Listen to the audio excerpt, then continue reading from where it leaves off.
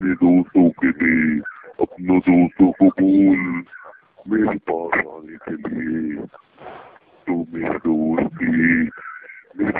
है, बंदा मेरे दोस्त, आसमानी मुझे अदालत। तो आज दे दे मेरे नंबर सबको 96058012 और तूने किया तो आज का रात ही तेरा अंतिम रात होगा। तू आज ही खत्म होना शुरू हो जाएगा। तू तेरी बातों में या तेरी खिड़की के पीछे में या बिस्तर के नीचे में या दरवाजे के पीछे में जहाँ भी देखेगा वहाँ पे मेरे का नजर आएगा, मेरा चेहरा देख पाएगा और तू अपने आप ही खत्म हो जाएगा और मेरे लंबे लंबे काले काले उंगली तेरा गर्दन। શનિવારે સાંજે વલસાડ નજીક કાપરી રેલવે ફાટક તોડીને એસટી બસ પસાર થતા બધાના જીવ તાળવે ચોંટી ગયા હતા। સામેથી સયાજીનગરી એક્સપ્રેસ પસાર થવાની હોવાથી સહેજમાં જ મોટી દુર્ઘટના ટળી જતા બધાએ રાહતનો દમ લીધો હતો। શનિવારે સાંજે 6 વાગે સયાજી એક્સપ્રેસ ટ્રેન સુરત તરફ જવા માટે વલસાડ રેલવે સ્ટેશનથી પસાર થઈ ચૂકી હોવાનો સિગ્નલ વલસાડની કાપરી ફાટકના ફાટકમેન કિરીટ ભીખુભાઈ પટેલને મળી જતા તેમણે ફાટક સંપૂર્ણપણે બંધ કરી દીધું હતું। ત્યારે અમદાવાદથી સેલવાસ તરફ જતી એસટી બસ નંબર GJ18Y3881 ના ડ્રાઈવરે ફાટક બંધ હોવા છતાં પણ બસ પૂર ઝડપે હંકારી ફાટકને તોડી નાખી બસ થોભાવવાને બદલે વલસાડ ડેપો સુધી હંકારી લઈ ગયો હતો। આ ઘટનાને લઈ રેલવે તંત્રના અધિકારીઓ પણ દોડતા થઈ ગયા હતા।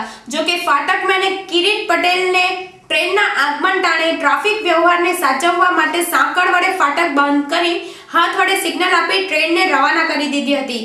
બનાવ અંગેની જાણ થતા ડુંગરી સિગ્નલ વિભાગ અને વલસાડ રેલવે અધિકારીઓ ઘટના સ્થળે ધસી ગયા હતા। આ અંગે વલસાડ એસટી ડેપોના એસટીએસ મુકેશ પટેલે જણાવ્યું કે અમદાવાદ સેલવાસ બસ વલસાડ ડેપોમાં સ્ટોપ જ કર્યું હતું, પરંતુ બસના ચાલક કે કંડક્ટરે ઘટના અંગે કોઈને જાણ કર્યા વિના બસ સેલવાસ તરફ હંકારી દીધી હતી।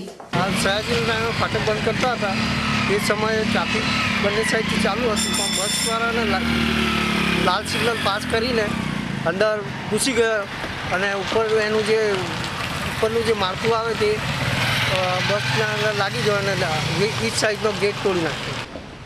ના, કોઈ જાનહાનિ થઈ નથી। એ બસ અમદાવાદથી સેલવાસ જતી હતી 6 વાગે કાપરી ફાટક। ના, બસવાળો એને મને મળવા પણ નથી આવવાના, નીકળી ગયો છે। સ્ટેશન માસ્ટરને જાણ કરી છે અને અમારા સેક્શન પીડબ્લ્યુને જાણ કરી। વલસાડ નજીક આવેલ કોસંબા આપાર ડીબી ટંડેલ સ્ટેડિયમ ખાતે યોજાયેલ ટેનિસ ક્રિકેટ ટુર્નામેન્ટનું ફાઇનલ મેચ સાથે સમાપન થયું હતું। આ પ્રસંગે કોસંબા આપાર રિલાયન્સ હોલ ખાતે રક્તદાન શિબિરનું આયોજન કરવામાં આવ્યું હતું। આ પ્રસંગે આમંત્રિત અગ્રણીઓ હાજર રહ્યા હતા।